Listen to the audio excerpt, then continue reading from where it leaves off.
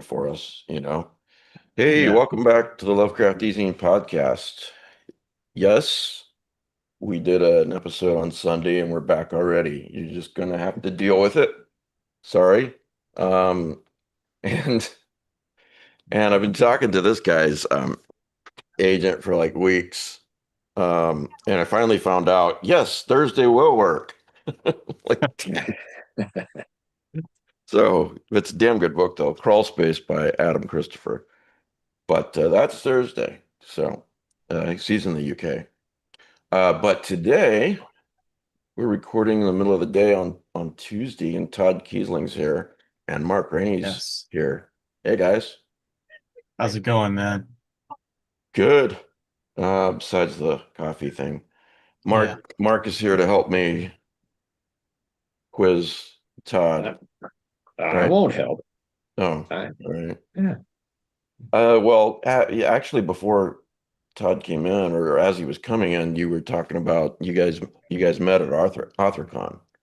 So Yes. Yeah, that was the first time. And, Yeah, our we paths paneled crossed a few together. times. We were on, that was the Cosmic Horror Yeah. panel. Yeah. And that was actually a really fun panel. I I thought it quite was a great enjoyed that. conversation. Yeah. Yeah. I am, I used to love doing panels. I'm not as excited about them as I used to be. same. Somehow it just yeah, and I do not like to moderate it. That becomes a job. So Yeah. yeah, I try to. Uh, I just don't do panels like I used to, but I really had a good time on that one. That's good. the one time I was chosen to moderate, I had never moderated before, and it was like the first panel in the Yeah, morning on a Sunday. And, I was hungover, everybody else was hungover. It just didn't go well, and I decline when people ask me to moderate something. Just the yeah, no, ADHD, the nerves, it just doesn't hmm make for a good combination. yeah. Yeah, I don't mind moderating when Joe Lansdale is on the panel because all I have to do is ask a question and I don't have to say anything that's why I like having him on. else. Well, that and other reasons. Then he's a Yeah. great guy. I love Joe.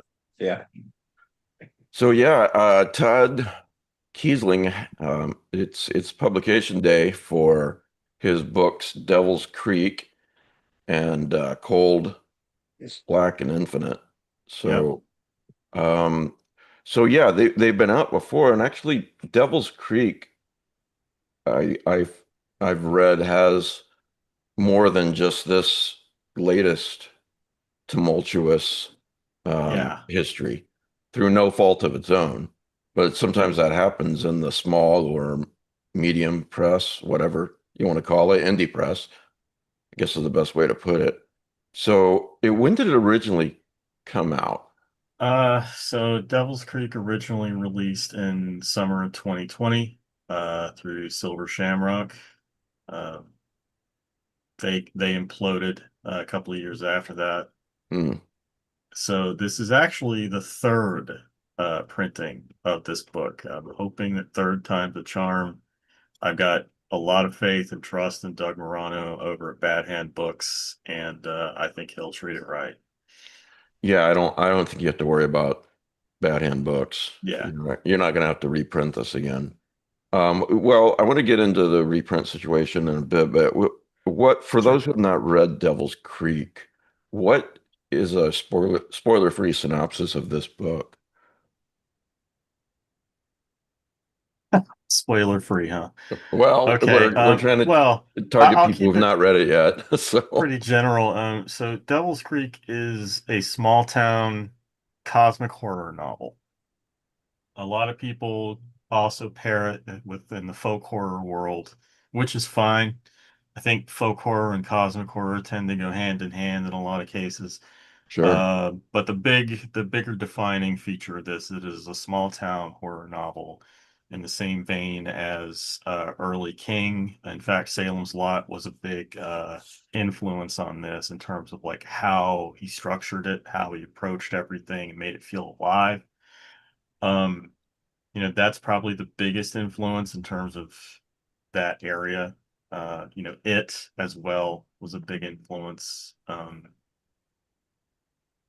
So I wanted to take the small town horror aspects and also take the Lovecraftian mythos aspects and kind of move them a bit inland off the coast and into my the area where I grew up, which is southeastern Kentucky. Yeah. So Devil's Creek, in a nutshell, is the story about six survivors of a death cult. They were basically raised to be sacrificed to their father's nameless god. Their grandparents intervened in the 1980s, and well, this is the first 50 pages of the book, not really a spoiler. Right. Um, the grandparents intervened, and the cult became basically becomes the story that gets buried by the Yeah. town over the years. Yeah. The kids, surviving kids, are ostracized. They're known as the Stofford Six.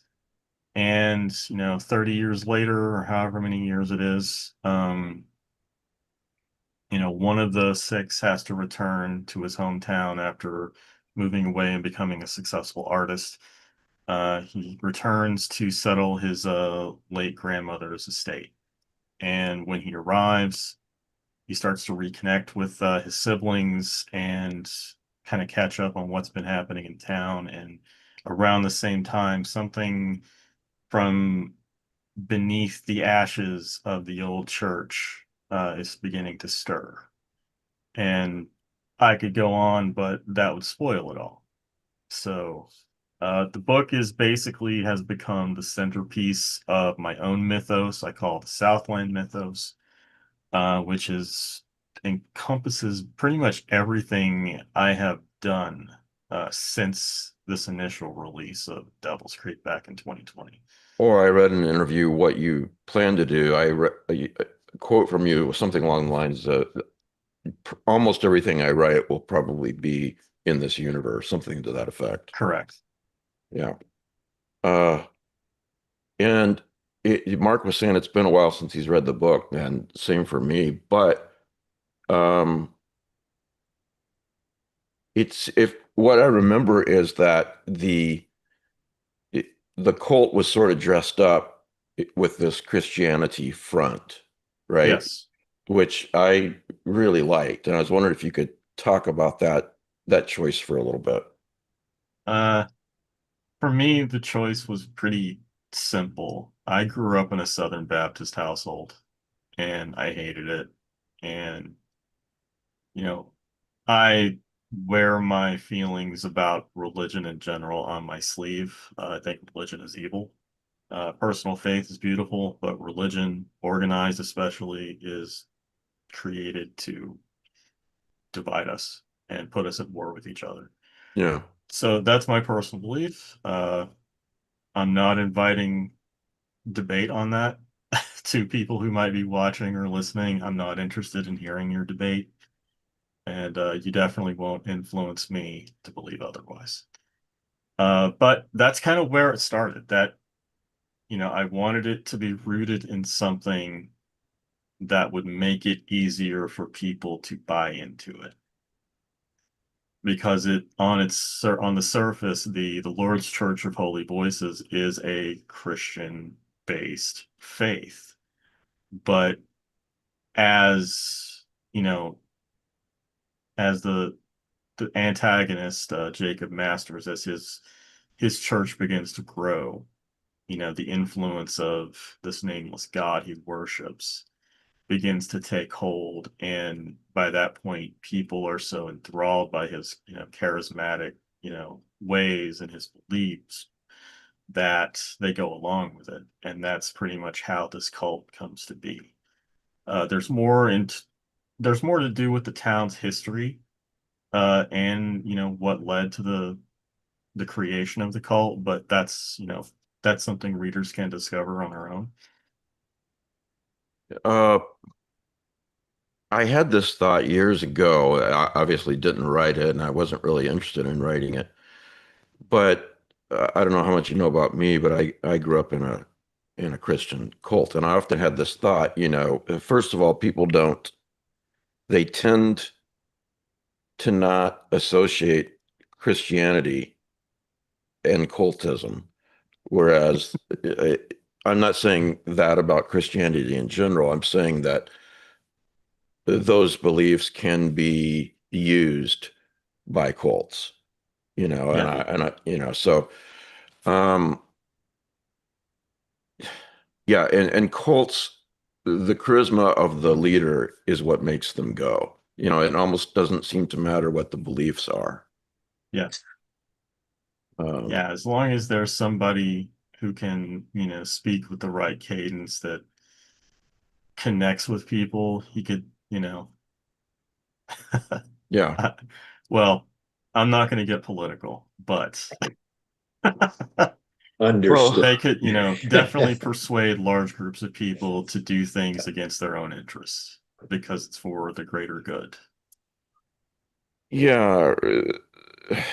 The I was wondering how much of this was influenced by how you grew up and what your childhood was like in Kentucky. So, uh, my parents weren't super strict, like, only allowing, I was allowed to wear like t-shirts of, band t-shirts and stuff like that. But like the first thing that comes to mind is the first time I ever got invited to play Dungeons and Dragons. Hmm. Uh, this was in the late 90s, mind you. Not, the Satanic Panic was kind of on its last legs, but in southeastern Kentucky, it was very much um, alive and well. I got invited by this kid, my freshman year of high school, to go play D&D at his house, and I never played D&D. I was curious. Um, my mom found out, and she proceeded to call my other friends who were going, to call their parents. Mm. And then in the course of an afternoon, no one was going to play D&D because it was of the devil and could brainwash me.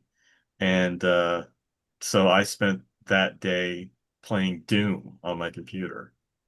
A much better And Oh, well, that's non-demonic much healthier. better. choice. So much healthier. Yes. Yeah. And Yeah. when I finally did get to play a game of Dungeons and Dragons, which was like 4 years ago at this point, um, I texted my mom and told her she was wrong. It's just nerds doing taxes with dice. So What'd she say? she's like, well, I didn't get everything right.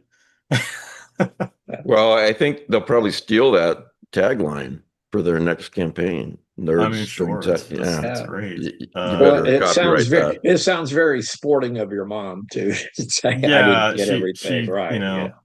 she has changed quite a bit over the decades. Yeah. Not quite as fundamental as she used to be, thank God. Or Can we get gods. back to you were a freshman in the late 90s part? Hmm. Yeah. Geez, Mark.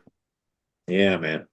Yeah, so to put Hey, Uh, it but at in least your pers beard's gray, so you kind of fit in, yeah, this this is all interview's with this is over, the strict. society. youngster. So you're still an old fart in training. Yeah, Some of I'll us I'll are well be past that. I'll be 43 in a couple of weeks. Oh man, you got a long, long spell of I training got to married go in to. 96. Wow. My first marriage was in '86. Well, yeah, but you're really old. Well, You're yeah, not just oh, old like yeah, me. You're really old, Mark. So yeah. I'm one of the great old ones. I'll have you you, know. you are great. Yeah. Exactly. Oh well. Uh, I'm not talking about girth, Mike. I'm so not even it's kind going of like there. a small town fundamentalist attitude, and you took some of that and you know uh, stretched it a bit for purposes of the story. It sounds like the town in the novel is a darker reflection of in some ways of the town you grew up in. Would that be correct to Uh, say? I would say it's a pretty one-to-one reflection of the Yeah, town I grew up in. Okay. The yeah. town I grew up in was Corbin, Kentucky. I renamed it Stafford so I could take some liberties in the fiction. But for the most part, if you grew up in that area, you will recognize many familiar places in the story. Yeah, but now, Todd, everybody knows. It's fine. It's fine. I have, that I did not have a fun time growing up in Corbin, Kentucky, I am sorry to Yeah. say. There's very much a class system at work in that town. And there are the families who have been there forever, and there are the families who are relatively new. And if you weren't, if you aren't of those families, then you're a second class citizen. And that Hmm. extends to, and they're all white, mind you. My hometown was a sundown town. Jeez. Uh, and In the there's a 90s? historical reference to what happened during the race riot of 1919 that happened there that actually is in the story. Um, at first I was afraid to go there, but more and more I felt like it was necessary.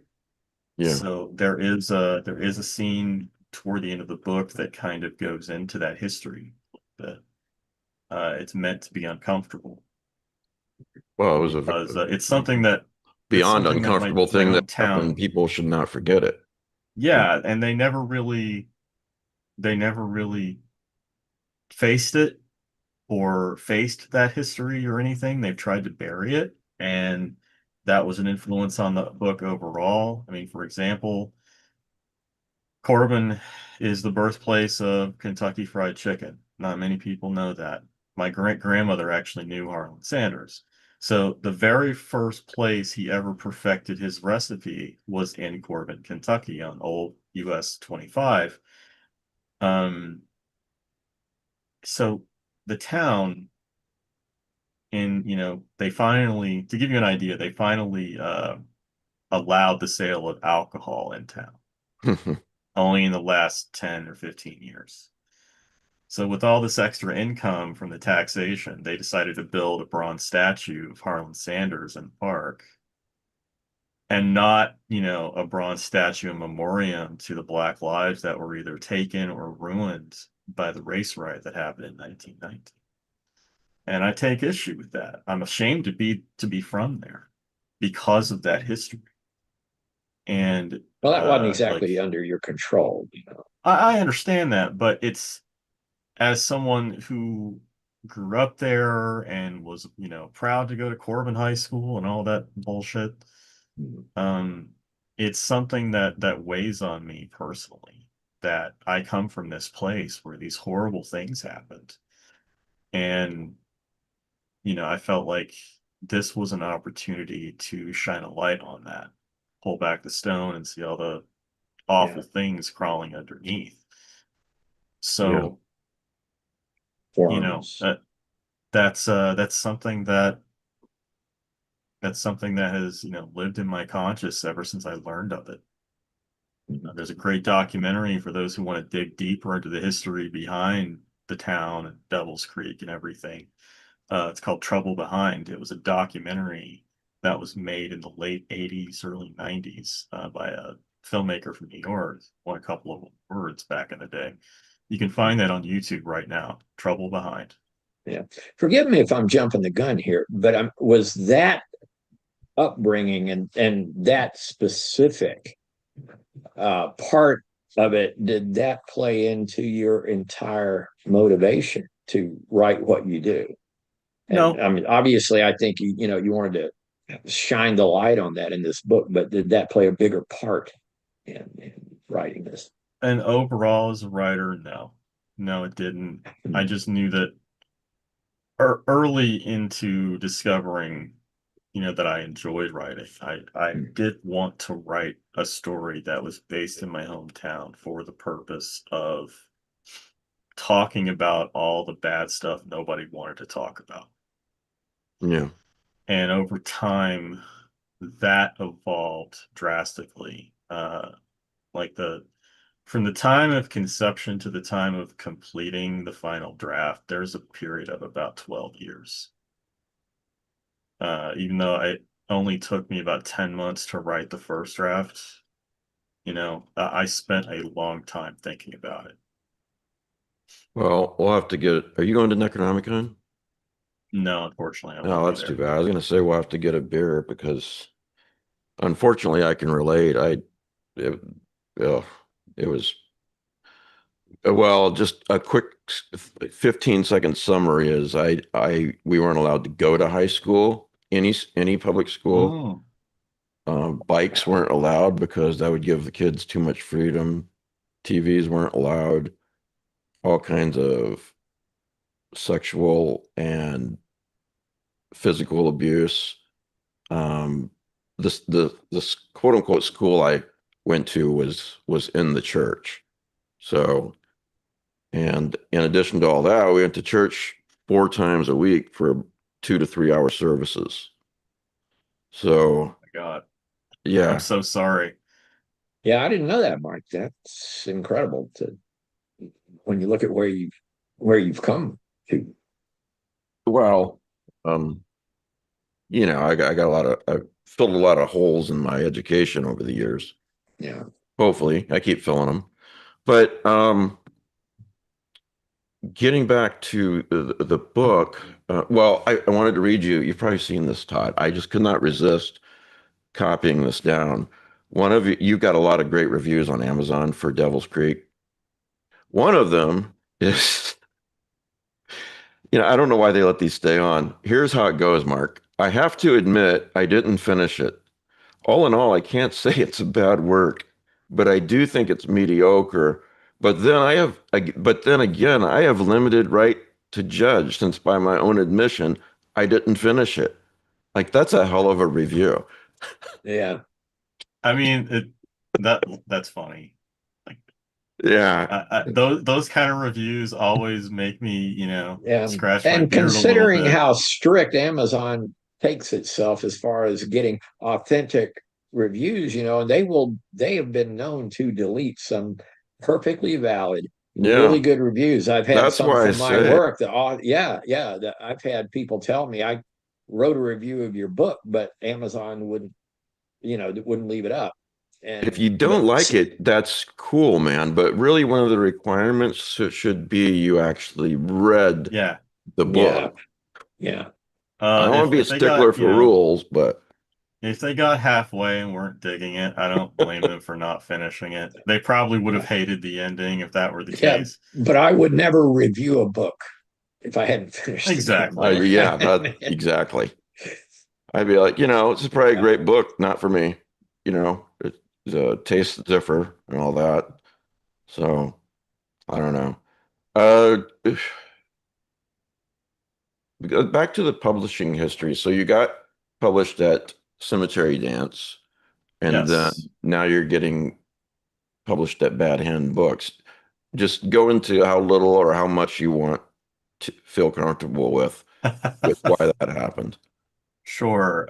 So going back to actually the Silver Shamrock days, I Hmm. was at the first AuthorCon in Virginia when Silver Shamrock imploded. And within a matter of hours, that Silver Shamrock just simply vanished from the internet. It did not exist. Publishers stopped responding to people. It was a big mess. At the time, Kevin Lucia, a fellow friend and author, had just Yeah, accepted a Kevin. position as an acquisitions editor for Cemetery Dance. He was there. He approached me and he said, I want it, for Cemetery Dance. And that's pretty much how it happened. Yeah. We did a two-book deal. Devil's Creek and Cold Black and Infinite was the second. And Yeah, and Kevin's a good guy.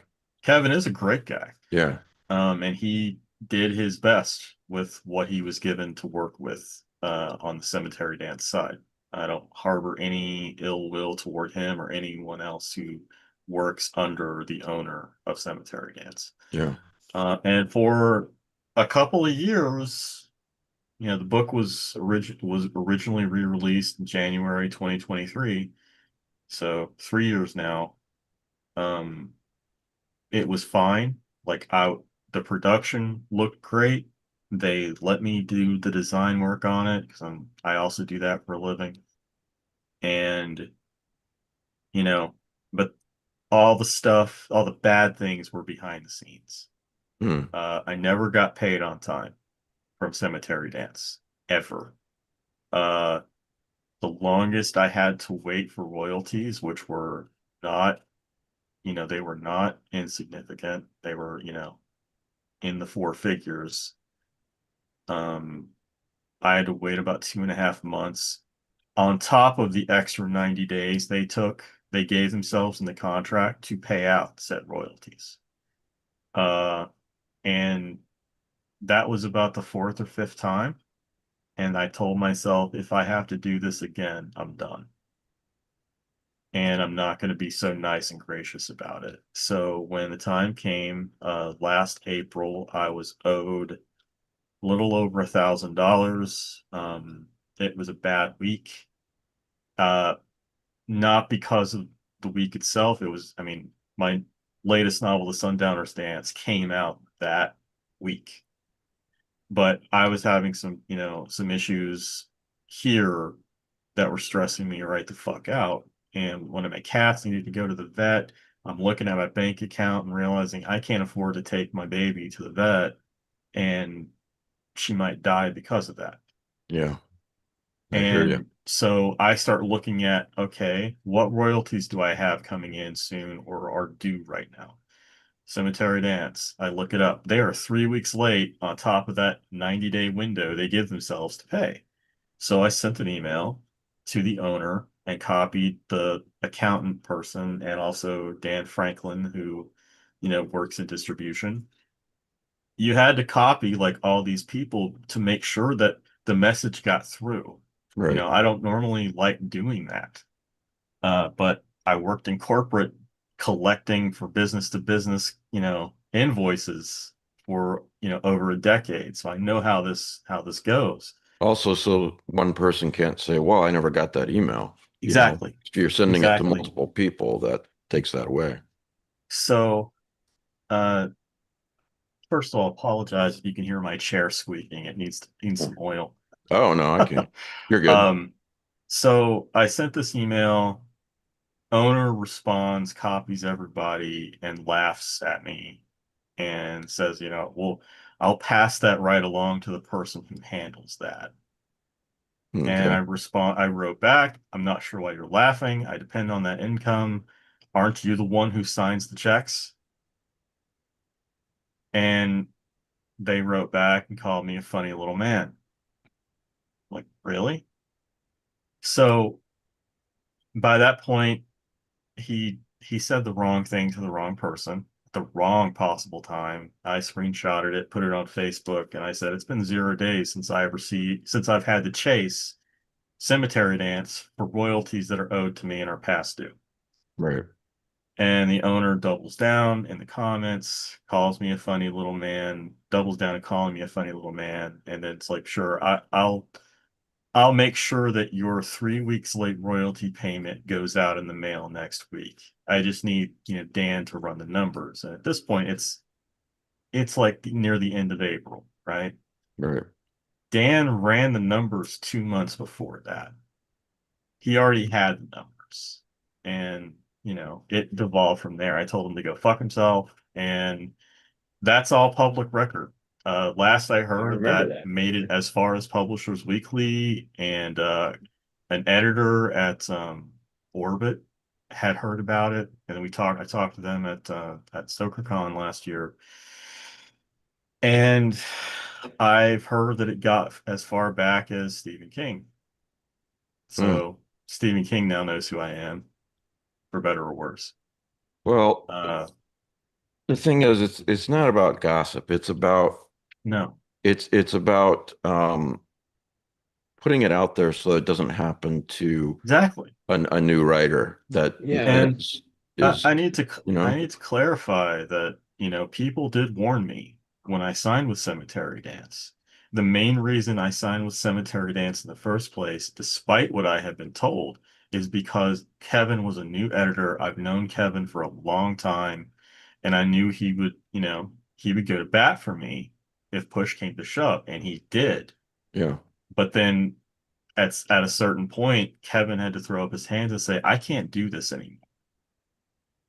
And so he stepped down from his position as editor. Dan Franklin took over. Dan, also a wonderful human being who went to bat for me.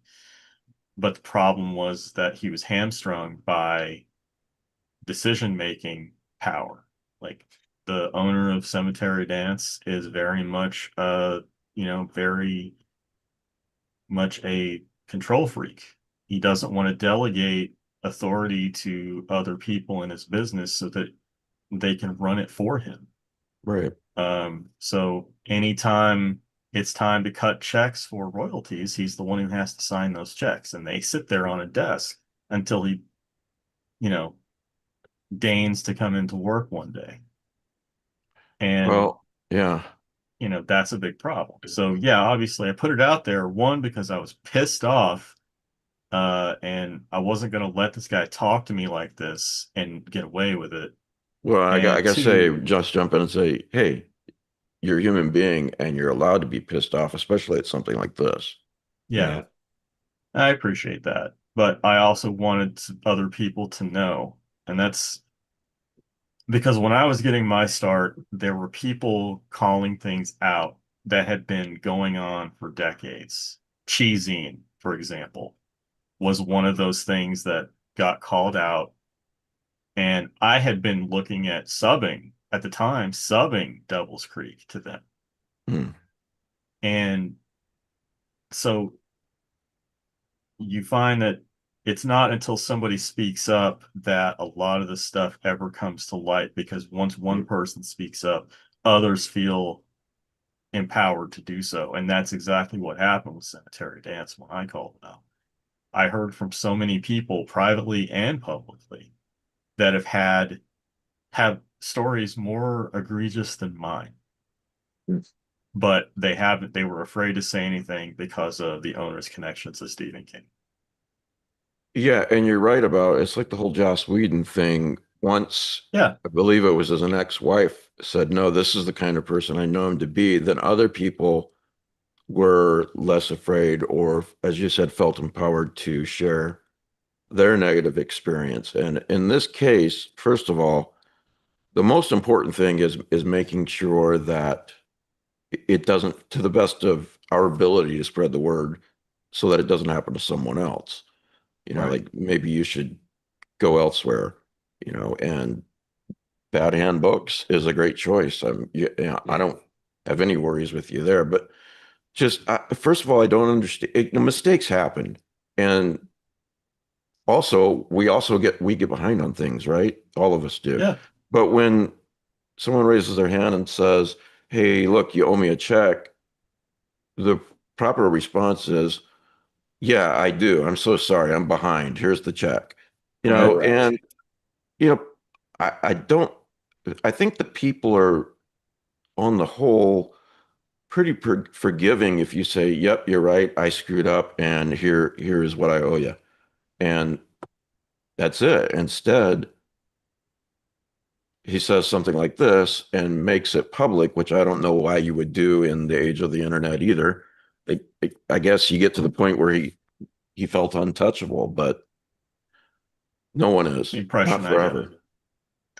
And so to sum up the story, I got my rights back. I got paid. I pulled my books, obviously, and the day this all is happening, I get a message from Doug, and he's like, "Is there anything I can do?" And I said, "Well, as a matter of fact, Well, there's something as you a could matter do of Yeah. fact." if you want to Yeah. do it. And so I'm very grateful to him for keeping these books in print. And, in a lot of ways, I traded up because Doug has distribution through Lakeside book distribution now. So these books are now properly available in stores, or will be. Yeah. Booksellers will have no problem acquiring them if they don't have That's a small great. stock. Yeah. And, with Cemetery Dance, they use Ingram. I didn't know that when I signed with them. I had no idea they used Ingram for this. And, we all know the woes of having to deal with Ingram when it comes to distribution. Well, granted, running an indie press is a hard job, Yeah, but I'll also say that there's an art to it. Um, I used to publish an online magazine, hence the name of this podcast. Mhm. And I've published a few books independently from several people. Um, and I came to find out it's not that I did a particularly bad job or didn't pay people. It's more along the lines of I just that was not a good fit for that kind of business. So I'm giving those books back to whoever wants them back Yeah. because I want to find somebody who can reach better than me, and I'll focus on, hey, wherever you go, this book or another book, I'll help to promote you. So I don't think you're gonna have a problem at all with Bad Hand Books. No, They're doing no. great. I have worked with Bad Hand and in the capacity of designer since before Bad Hand existed. I Doug tapped me to do the design work for their first anthology, Hideous Book of Hidden Horrors, and I've been his go-to since then. I don't always do the artwork, but I do the design on the interior and usually on the front cover. Yeah. So I've known Doug now for it's got to be 10 years at this point. So I knew when he came calling that I'd be in good hands, and I am, and I will be, and I'm excited that these books get a new life because of him. He One of the first things he did as a publisher was he did a great job for Laird. Yeah. And I always appreciated that. Um, I know Laird has, and he's treated everyone the same, Mhm. did his best for him. So, all of that said, Devil's Creek, I can't remember. I looked at it, but is it available yeah, audiobook at Bad Yeah. Hand Books too? Yeah. Print, Yeah, ebook, I that's how I got it, was Oh, audio. that's the right. You said, audio book. Mark. Yeah. Yeah, and it occupied many miles of walking on the That makes streets me of happy. town. And Yeah. yeah, I The narrator, Danny what was it, Campbell. Danny Yeah. Campbell. Yeah. I picked He him was good. because he had done Langan's The Fisherman. That's why Yes. I Yeah. picked him. Yes, and I listen. I mean, almost all the stuff I read now is audiobook because my eyes just, as Mike mentioned, I'm old. So audiobooks have been a And real William. blessing. Yeah, Yeah. sure. So Cold Black and Infinite. Talk about that one. Sure. It's my second short fiction collection. Originally released in 2023 from Cemetery Dance. And it's a bit more cohesive than my first collection. It also features several stories that exist in the same mythos as Devil's Creek, and in one particular case, there's a story that serves as a side story to the direct events of what happened in the book in the 80s, and also serves as a prequel to my novella, The Final Reconciliation, which is a King in Yellow story. So they all, you have characters from one appearing in another, or people who get referenced in one are main characters in this. It's a big Readers sandbox, love those and kinds of Easter egg things. Yeah, yeah, I love stuff like that. That's why I do the same thing, and that makes me. What's the King in Yellow novella you were talking about? The Where Final is that? Reconciliation. It's basically imagine if the King in Yellow play was a progressive death metal album, Well, and I love that. I want it. also available in audio.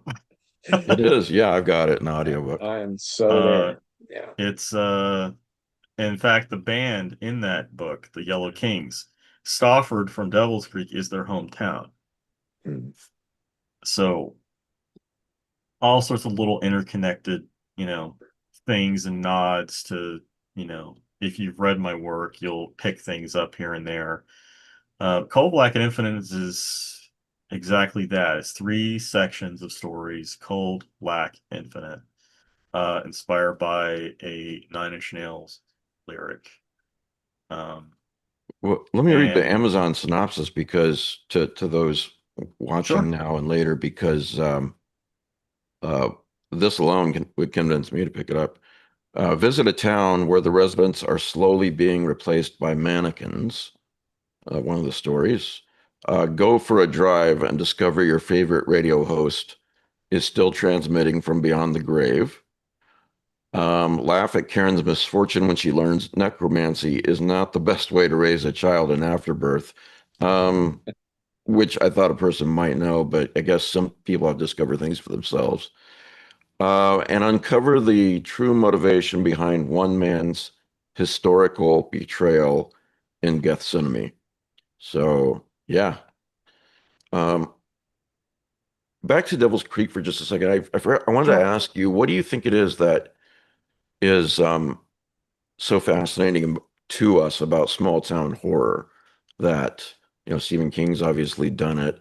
Um, Dean Koontz has done it. Plenty of horror writers have done it. Because most Um, of us are from small towns yeah. and we know the dynamic. Small insular towns, you've got people living very close to other people, and nobody really has privacy. Everyone knows someone else's business, whether they want to or not.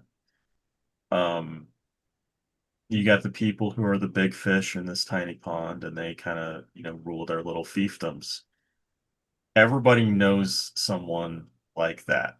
Everyone knows someone who's the town gossip, or they grew up hearing a story about something that happened in town many, many, many years ago. And it's kind of become this urban legend by this point. I think to me, that's the appeal of small town horror, is because I can relate to that so well. So it's not difficult for me to find myself in the shoes of the protagonist or multiple protagonists in that case. Um, as a writer, I'm attracted to it because uh it's open-ended in a lot of ways. You can examine however many or however few lives that are happening at the same time in the orbit of this town. Uh, so mainly I think the appeal is that familiarity. Um, Also, maybe if you've grown up in a town where nothing happens, well, wouldn't it be fun to imagine You want something happening? something to happen. Yeah. This Uh, may be projection on my, oh, sorry if I no, go interrupted. ahead, please, I Mark. just, I just wanted to say, and like I said, this may be sort of projection, but I saw in my brain some parallel to T.E.D. Klein's The Ceremonies, and that not so much in the story itself, but in the feel.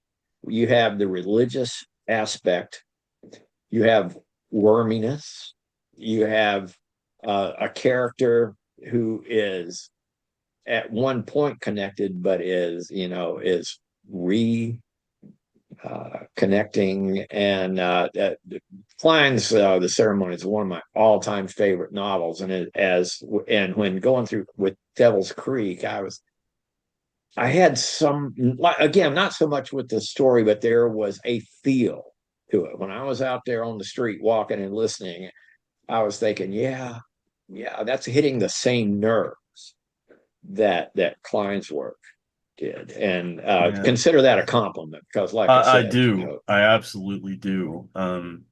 So this will probably damage my horror cred a little bit, but I didn't read the ceremonies until after I'd written Devil's Creek. well, and that's actually to your credit that you did. And I get that. Just makes it all the more original on your part. Yeah, and it's an honor that you put me up there with Klein because he's one of my favorites. Mm. He's become one of my favorites since then. Brian Keene, as a matter of fact, we've been using one of his quotes. He told when he was still running Vortex, books and comics, the brick and mortar store. Someone came in and asked him, I've never read anything by Todd. What's his work like? And he said, imagine if Trent Reznor wrote T.E.D. Klein's The Ceremonies. Hmm. That's Keisling. Yeah, And that's so, very first of cool. all, huge Trent Reznor fan, big Ted Klein fan. So, it's a huge honor. So thank you for saying that, Mark. I appreciate it. Sure. Speaking of Klein, um, what's your favorite story in Dark Gods? I haven't read it yet. Yeah, well, oh my God, you No. should I read it. read You I read the must. ceremonies. I read the basis for the ceremonies, the events at The Portal events at Farm, Coral Farm. Yeah. Yeah. which is fantastic in its own right. Well, Um, Dark Gods I is four have a nice novellas. copy. What's that? Uh, Dark Gods is four novellas that Right. he wrote. Um, they're all great. Children of the Kingdom is my personal favorite. So you'll have to let me know when you read it which one Yeah. you like. Yeah, I am I credit Klein with being my primary influence for writing. And just with the relatively small body of work that he's got, it's left that much of an impact. Oh yeah, yeah. Uh, he's really saying something. I Mhm. think of Klein whenever I bemoan the fact that I'm not a fast writer. I'm like, I get you. this guy I get only did this much work and it's had an that. impact over 50 years. Yeah, So, yeah, I'm also embarrassingly a slow reader as well. yeah. So I am woefully behind, And you're not unfortunately. even old, man. Come on. I know. James ADHD, Moore, dude. James Moore interviewed you a while back, and he was talking about Devil's Creek. And part of your reply is, I guess I was around 16 or 17 when I started asking about it. Speaking of a church out in the woods, I guess my mom threatening to take away my car keys if she ever found out I went out there. When I pressed her for more information, she simply said, "There's nothing out there." And I said, "Well, then what's the danger?" And she said, "I mean, there's nothing out there. It's a void." Yeah. So yeah, talk about that for just a second. I Uh, wanted to hear I more mean, about it. that's exactly what happened. I had heard about it through friends who knew people who went out. Kids go out there to party. It's a place that's private in the woods, away, like miles away from the town, Right. that allows you to, drink and smoke and, have sex and do whatever you want to do. But I heard that story heard about it in the context of weird shit happens there.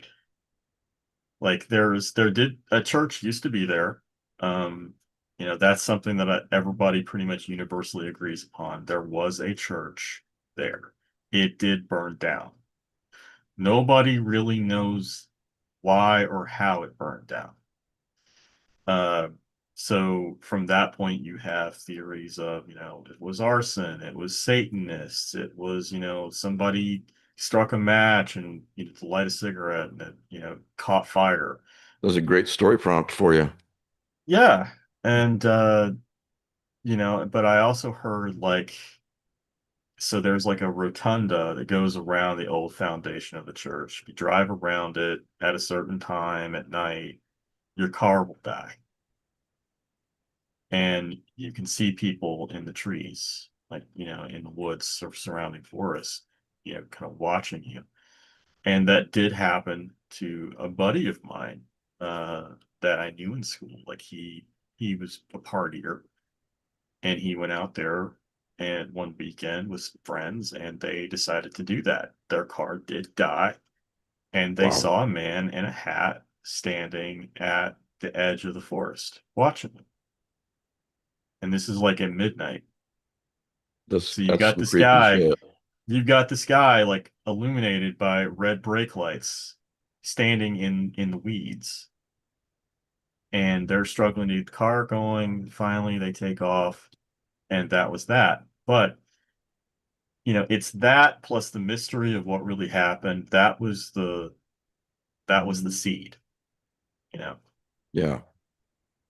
And I have to this day have never actually gone all the way down Devil's Creek Road simply because of, you grow up hearing these things and yeah, I'm superstitious like that, I guess.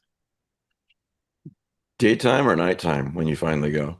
Uh, Daytime, because I know the area, I know the kind of play, folks who live around that area, and it would be dangerous. Like we're talking a place that after dark you could get shot if you don't belong there. Hmm. For those watching, listening, that maybe they've read Devil's Creek and or Cold Black and Infinite, or they're going to, and then they want more of your work. You recently published, we talked about it on a previous episode, The Sundowner's Dance. Do you want to talk Yes. about that just briefly and what that's about? Sure. Sundowner's Dance does exist in the mythos. It takes place in Poconos region of Pennsylvania. It is about a uh, recently widowed retiree, a widower retiree named Jerry, and he needs to downsize. He's still grieving over the loss of his wife. So he moves into this nice over 55 retirement community nestled in the Pocono Mountains. And that's where he discovers that his neighbors were as perfect as this, place appears to be. His neighbors are weird as hell. They don't act their age, and they're worshiping a meteorite. Those are And it red kind of, flags as far as I'm concerned. yeah, big red Mm. flags. And it kind of goes off the rails from there. Uh, yeah, it introduces a new side to the mythos, I think. Well, also Jerry's a very real, I'm trying to find a better word, protagonist. He's got problems. He's got some anxiety Yeah, problems. He's not perfect. And um, he's very relatable, I guess is the word I would use. So, thank you. Yeah, Jerry's based on a portion of me and who I was at the time when I wrote it. My wife was going through a cancer scare at the time. And that was kind of a wake-up call to me, like, well, shit, what happens if I lose her? What am I gonna do? Because like, we're both ADHD and we're on the spectrum, and we complement each other in ways that it's almost like we form a single person. Because like, she's one half, I'm the other. And, I was thinking to myself, like, what if it's just me? I don't know how to do the things that she does. right. And, I don't know, like, how do I manage being alone? We've lived together for 21 years at this point. And I'm thinking, what my life is going to look like after that eventuality and how fucking scared I was. Um, a lot of that emotional depth for Jerry comes from that real scenario. But also so I was in a deep depression when I wrote it. I was struggling with the same things that Jerry struggles with. I don't want to go outside. I don't want to interact with people. I, you know, get lost so far in my own head that, I start to lose touch with reality at times when I'm deep in it. And I threw all of that into that story, which initially began with what if a guy moves into his neighborhood and the people are worshiping the moon or a meteorite or something? Right. Um, That's the Sundowner stance. yeah, Sundowner's Dance. Devil's Creek, Cold Black and Infinite. I believe Sundowner's Dance also is on audiobook as well as the Kindle and print. Yes, Sundowner's Dance is available in all formats. The hardcover will be going out of print soon because the paperback comes out later this summer. So if you want a hardcover, jump on that. I don't know how much longer they will be available. What is it about the cosmic horror that appeals to you personally? You're obviously writing a lot about it. Mhm. To me, it's a way of the universe making sense. It's I am agnostic. I believe that whatever, if anything, exists beyond this mortal coil, it's impossible for us to know. So, the universe is a kind of chaos that doesn't care about the plight of, any one of us on this speck of rock in the vastness of everything. And John Langan and I have talked about this a couple of times in the past, is how cosmic horror is kind of like how I make sense of a personal, existential philosophy that has pretty much shaped my adult life. Um, so it's my way of processing all those thoughts. I look at, well, let's say there is something. What does that mean to us? Like, what does that mean? Let's say that they're not gods per se, they're aliens essentially. Yeah. But they're so large and so beyond our perception that we can only think of them as gods. So let's say that Cthulhu exists. What does that mean for humanity? What does that mean for us in the year 2026?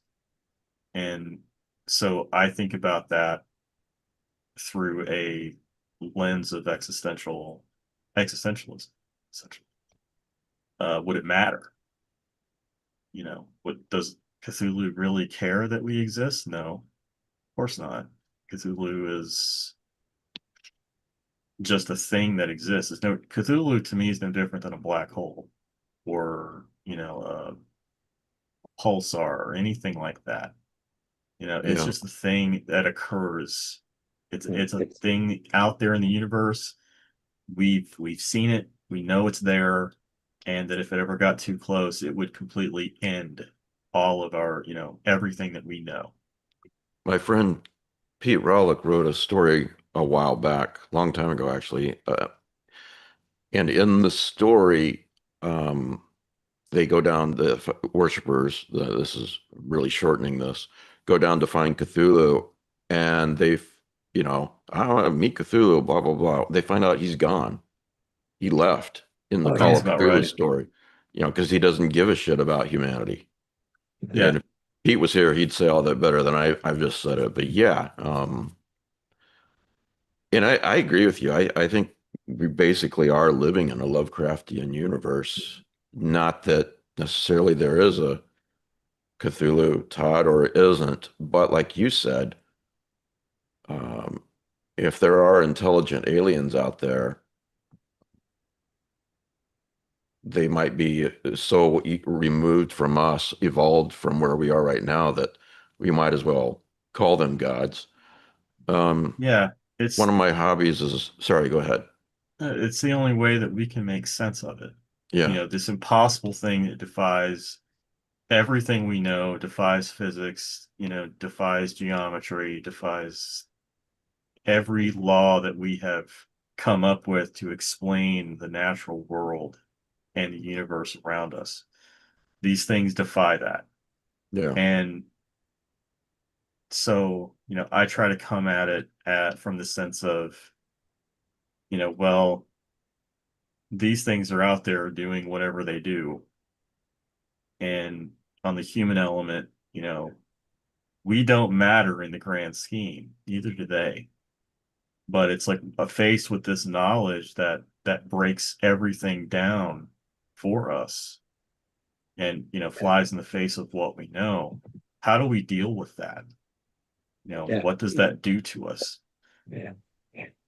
If I could put um, this out there, we sort of talked about it on the panel at AuthorCon about how folk horror can so easily weave its way into cosmic horror. Yeah. And I believe that the folk horror part of it, you're so often in an insular place or somewhere that you're not in contact with a lot of other human beings. So you're and then you have these weird things happening and you're trying to make sense of it. And I think that kind of goes along with what you're saying, that if you've got something out there that is totally incomprehensible, you make up a story, you create an anecdote, something that will help you make sense of that force in human terms, when there in reality may well be no human terms that you can make sense of, Exactly. if that makes sense. It One of does, my yeah. hobbies is astronomy. Not that I would ever claim to be an expert, but it's always interested me. And the universe has been around for long enough that if there is intelligent life out there, there is life out there that's likely had far more time to evolve than humans have. And, possibly millions of years more time to evolve. And next to them, yeah, they might as well be gods. And they But know better than to come here. as far as Yes. how to deal with that, you know, I don't want to be trite, but I always come back to a quote from one of my favorite TV shows where one of the characters says, "If I'm not doing this, it's like nothing I do matters." And he says, "It doesn't."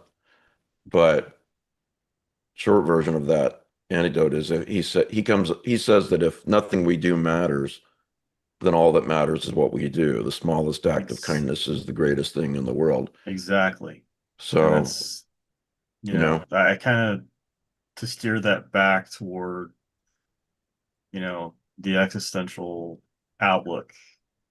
Yeah, that's, you know, if none of this matters, then our actions are to, be the best we possibly can.